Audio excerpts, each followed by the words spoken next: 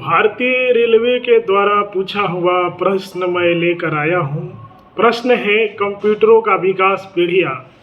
ये जो आप लोग कंप्यूटर आज के देख रहे हैं, ये ज़रूरी नहीं है कि शुरुआती दौर में कंप्यूटर हमारा ऐसा ही था। तो देखेंगे, देखिए सबसे एक तरफ पीढ़ी है, दूसरे तरफ मुख्य इलेक्ट्रॉनिक घटक है। तो कंप्यूटर की जो प्रथम पीढ़ी थी वो 1951 से 1958 था। इलेक्ट्रॉनिक ट्यूब की तरह चलता था। इसके बाद इसका द्वितीय पीढ़ी आता है 1959 से 64 में ट्रांजिस्टर के रूप में। फिर तृतीय पीढ़ी आती है 1965 से लेकर 70 में इंटीग्रेटेड सर्किट के रूप में। ठीक है। चतुर्थ पीढ़ी 1970 से 89 है, मतलब 89 है, वह जो कि बृहद एकीकृत सर्किट है, VLSIC के फॉर्म में आया। अभी जो है ये पांचवी पीढ़ी का कंप्यूटर है, 1989 अति बृहद एकीकृत परिपथ है। यहाँ से भी रेलवे क्या हर गवर्नमेंट जॉब पूछ ही देता है कि कंप्यूटर का तृतीय पीढ़ी मतलब किस तरह का उसका मुख्य इलेक्ट्रॉनिक घटक था, इस तरह करके प्रश्न पूछ देगा। एक एक क्वेश्चंस महत्वपूर्ण होते हैं कोई भी एग्जाम को क्रैक करने के लिए, इसलिए मैं फोर्स करता हूँ। और ये भी जो कि इंडिया लेवल के एग्जाम है, समझ रहे ना आप लोग। समझिए कि रेलवे के जब 35,000 फॉर्म आया था तो 1.5 करोड़ लोगों ने फॉर्म डाला था। तो उसमें से अगर बाहर निकलना है, उसमें से एक सीट लेना है, तो समझ सकते हैं कितना मेहनत करना पड़ेगा। इंडिया के आप लोग आबादी देख सकते हो। सेना में कमीशन पदों की श्रेणियां हम देखेंगे। थल सेना, वायुसेना, नौसेना, तीनों सेना के, जैसे कि जनरल के लेवल के वायुसेना में एयर चीफ मार्शल होते हैं, नौसेना में एडमिरल होते हैं।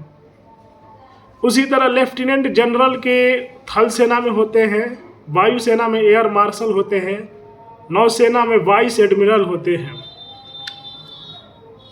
थल सेना में मेजर जनरल होते हैं, वायुसेना में एयर वाइस मार्शल होते हैं, नौसेना में रियर एडमिरल होते हैं।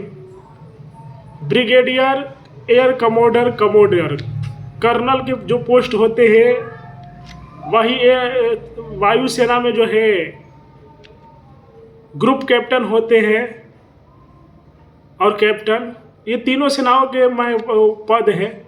Lieutenant colonel, big commander, commander, major, squadron leader, lieutenant commander, captain, flight lieutenant, lieutenant, उसी तरह lieutenant, floating officer, sub lieutenant. तो यहाँ से भी पूछ देता है, क्या पूछेगा, मान लीजिए पूछ देगा क्या कि एयर चीफ मार्शल किस सेना में होता है, तो आपको मालूम रहेगा वायुसेना में, तभी तो लिख पाएंगे।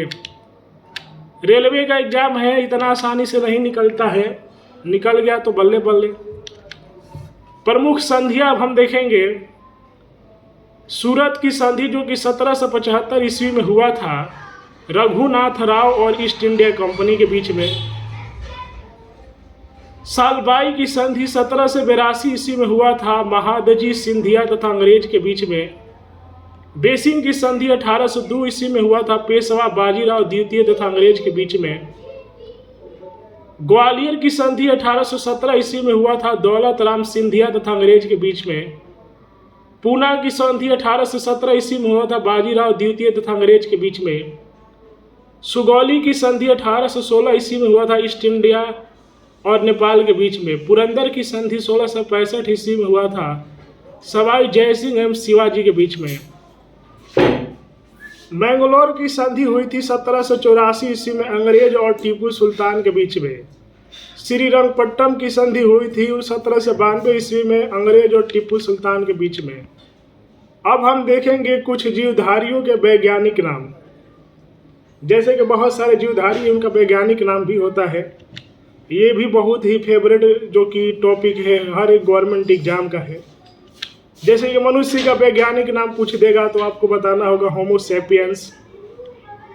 मेढक का वैज्ञानिक नाम होता है राना टिग्रिनिया। कुत्ता का वैज्ञानिक नाम होता है कांस फैमिलीज। इंग्लिश मीडियम मेरा रहा नहीं है तो थोड़ा इंग्लिश उल्टा सीधा भी होगा तो उसमें ध्यान नहीं देना है। बिल्ली का जो कि वैज्ञानिक नाम फेलिस डोमेस्टिका है। गाय का वैज्ञानिक नाम बोस इंडिकस है। मक्खी का वैज्ञानिक नाम मस्का डोमेस्टिका है। तो ये रेलवे के द्वारा ही पूछे हुए प्रश्न है। यदि आप रेलवे के अभ्यर्थी हैं, RRB NTPC RRC group D के फॉर्म फिलअप किए हैं, तो इस चैनल को सब्सक्राइब कर लेना चाहिए, क्योंकि इतना अच्छा कंटेंट किसी भी चैनल पर फ्री में नहीं मिलेगा। मैं इतना आप लोगों को गारंटी देता हूँ। तो वीडियो को लाइक कीजिए, शेयर कीजिए।